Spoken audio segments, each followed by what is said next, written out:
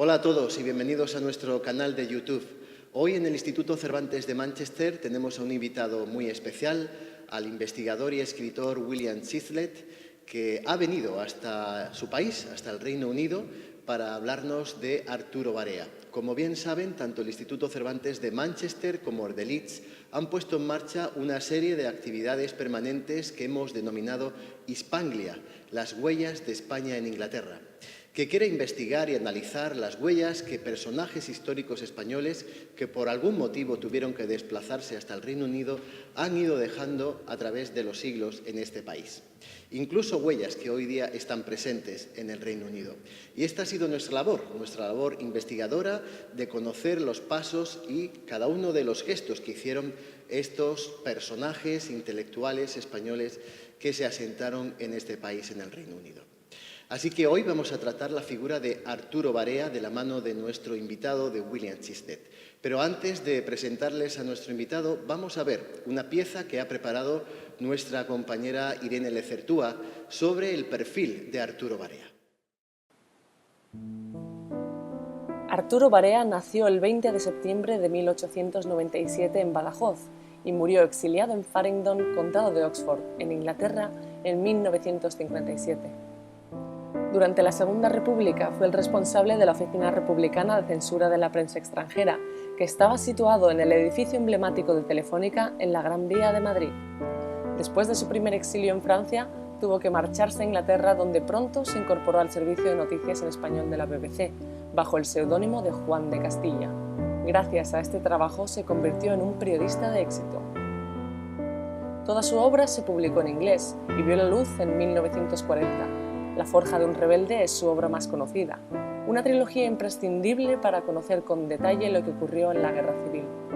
No en vano, esta obra ha sido incluida por la crítica entre lo mejor de la narrativa del exilio. Con motivo de los 60 años de su muerte, el Instituto Cervantes ha organizado una exposición itinerante sobre la figura de Arturo Barea, que visitará diversos centros de nuestra red. Nuestro invitado, William Chislett, nos dará más detalles de la vida y obra de este escritor español imprescindible.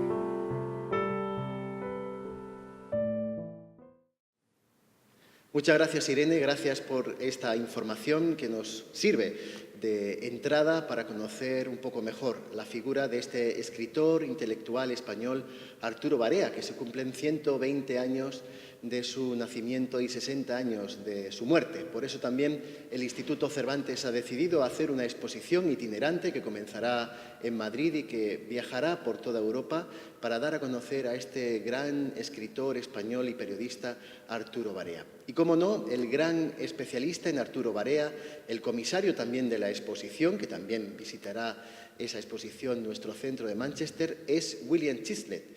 Como diría un gran amigo común, nuestro amigo William Chislett, nuestro amigo Charles Powell, que él dice que él se siente 100% español y 100% británico.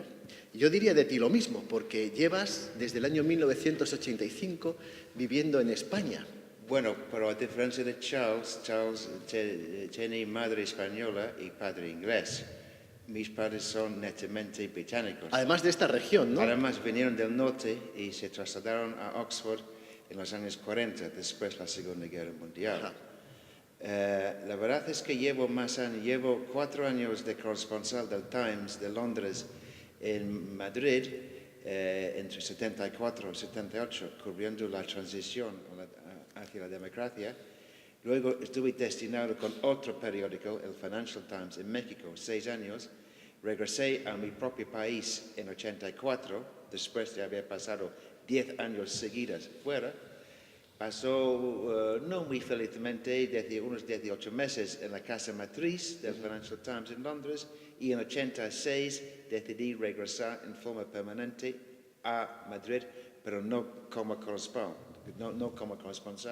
no como periodista, aunque muy de vez en cuando escribo artículos de opinión en ABC y en El País. Entonces, yo tengo 66 años y he pasado más o menos 2/3 de mi vida fuera de mi propio país. Claro.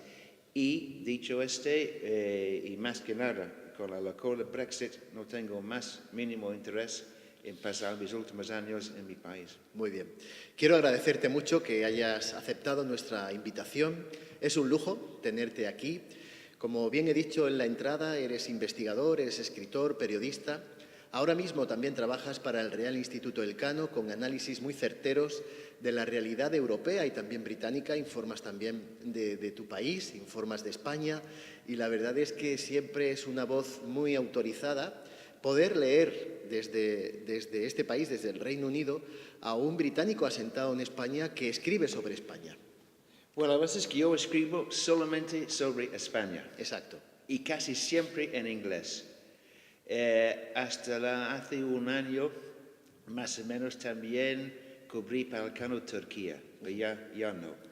Elcano ha publicado 4 libros míos sobre España, que son más bien económicos, algunas cosas políticas, algunas sociales. El último fue publicado en 2015, que se trata un poco de la crisis y las posibles salidas de la crisis. Y la editorial de Oxford University Press, muy conocido como OUP, publicó un pequeño libro mío sobre España en el año 2013. Entonces a mí me encuentro muy cómodo, ¿cómo puedo decirlo?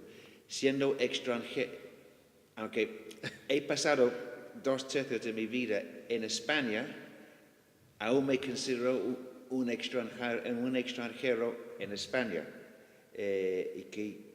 y me siento bien en sentido que como observador, está dicho Emilio Lamo, el presidente del Elcano, en la entradía a mi último libro, de que William a lo mejor es capaz de mantener cierta distancia de España, porque aunque lleva muchos años en el país, sigue considerándose como español y inglés, ¿no? Entonces es imposible, digamos, cambiar mi mentalidad, ¿no? Y igual se puede decir que cada vez que vengo a Inglaterra, que no es muy frecuente, también me siento como un extranjero. Entonces me siento como un extranjero en mi país de origen y en el país donde vivo. Bueno, ayer fuimos testigos de una magnífica conferencia que impartiste en la Universidad de Leeds. Además lo hiciste en español, en tu propio país. Primera vez que he hablado español en mi país. Y yo creo que este perfil que estás configurando de tu vida a través de tu trabajo y de tus investigaciones, casi que se te puede denominar ya como hispanista. Porque en realidad estás haciendo un trabajo, una labor de interés por España que más lejos de la historia, pero sí desde el periodismo, podríamos ya denominarte como un hispanista. Sí, hay yo asistí a la conferencia de John Eliot, incluso en la sede del Cervantes hace 2 semanas, y hay unos historiadores, como yo no soy historiador, digamos, no tengo ningún pega en que me llamen hispanista, pero a Eliot y a Raymond Carr, que murió ya hace unos años, no le gustaba mucho ser nombrados hispanistas. Soy historiador especializado en España. Algunos me han dicho, bromeando, que yo soy la línea de los curiosos impertinentes, que empezó más o menos, hablando de Inglaterra, con Richard Ford, George Borrow, bla, bla, bla, hasta Gerald Brennan, por ejemplo, que murió en los años 80. No, yo no sé si es cierto, ¿no? Pero me gusta la expresión curiosos impertinentes. Arturo Barea fue un hombre de éxito. Ya trabajó en Madrid en la Oficina Republicana de Censura de la Prensa Extranjera y después del exilio, que se fue primero a París, llegó, como bien has dicho, a Londres en condiciones ya emocional bastante alterado por todo lo que el hombre estaba viviendo, pero sin embargo enseguida fue contratado por la BBC para dar alocuciones al servicio de noticias de Hispanoamérica y desde ahí se convirtió en un hombre de éxito, ¿no? Tanto que sus libros, prácticamente su obra se publicó primero en inglés, de hecho La Forja de un Rebelde se publicó por primera vez en 1940. Y luego ya pasó al ámbito iberoamericano, con Argentina primero y después con México, hasta después ya instalada la democracia en España es cuando se publica en España. Sí. Bueno, los 3 tomos de la Foca fueron publicados por un editorial de mucho prestigio, que es Faber y Faber, cuyo editor entonces era T.S. Eliot, que ganó el Premio Nobel de Literatura en 48, creo. Y estos 3 libros, por esto la importancia de la mujer Ilse de Barea, porque Barea gana fama con sus libros en inglés, no con sus libros en español. Los 3 libros de la Foca están muy elogiados, por ejemplo, por George Orwell, entre otros. Salieron los 3 en los años 40. Luego en la edición de editorial Losada en 51 y de Montjuich en México en 59 y de Turner en Madrid en el año 77, 2 años después de la muerte de Franco. Pero pasó una cosa durante estos años bastante triste. Arturo, cuando el editorial de Argentina decide publicar La Foca en su versión original en español, resulta que Ilse y Arturo habían perdido todo el manuscrito. No sé cómo, no hay explicación. Yo he hablado con miembros de su familia y nadie se entiende cómo se puede perder, qué sé yo, 800 o 900 páginas, ¿no? Cierto. Entonces no tuve más remedio retraducir de la versión en inglés al castellano. ¿Cuál es el contenido de la obra de Barea que tanto molestó al franquismo? ¿Cómo reaccionó el franquismo a su mensaje, a su obra? Bueno, el primer volumen, que se llama La Forca, yo no veo nada ahí que cuenta la vida De su infancia. De su infancia, de su madre, ganando la vida, lavando la ropa de soldados en el río Manzanares, digamos, del colegio Escuela Pies, los primeros años de vida profesional de Barea, etcétera, etcétera. Segundo tomo sí podía molestar al régimen franquista porque se trata de la guerra del Rif, ¿no? Sí. Y porque Barea fue soldado bastante valiente además ahí, y pues cuenta muchas cosas de la corrupción en el ejército, por ejemplo. Muchos historiadores dicen que, porque es un periodo de historia poco conocido de la guerra del Rif, que digamos, la mejor manera de entenderlo es leer La Ruta, que es el segundo libro de la Foca, de la trilogía, en vez de leer libros de historia. Porque hay que decir que La Foca Rebelde es una autobiografía. Exacto. No es una novela. Una novela. Y el tercer volumen, que se llama La Llama, The Clash en inglés, sí se trata de la guerra civil. Pero Barea yo creo que termina, un poco harta con todos. Por eso. Por esto salió de España, ¿no? Claro. Está muy afectado por, digamos, los asesinatos por las anarquistas o quien sea, ¿no? Y de hecho sale de España en 38 con un crisis nervioso, sin un duro, y llega a Inglaterra aún con la misma crisis, sin un duro, y gracias a Elsa y la experiencia de Barea de locutor de radio con el seudónimo de La Voz Cósmica de Madrid durante la guerra civil. Entonces dirigió a la oficina de censura de la prensa extranjera, y después de trabajaba en la radio. De hecho, su primer libro, Valor Miedo, publicado en 38, son las charlas convertidas en cuentos.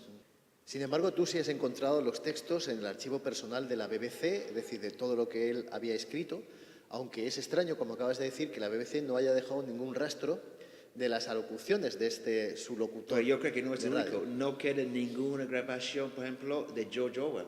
Sí, exacto. Los textos no los he visto en los archivos de BBC, porque yo no creo que están ahí. Están en el archivo personal que está en manos de la sobrina de Ilse, que al morir Ilse en 73, unos 16 años después de Arturo, la sobrina de Ilse, Uli, que aún vive en Londres, heredó los derechos del autor y heredó el archivo, que hay que decir, este mismo mes, este archivo ha sido donado a la Biblioteca Bodleian en Oxford. En Oxford.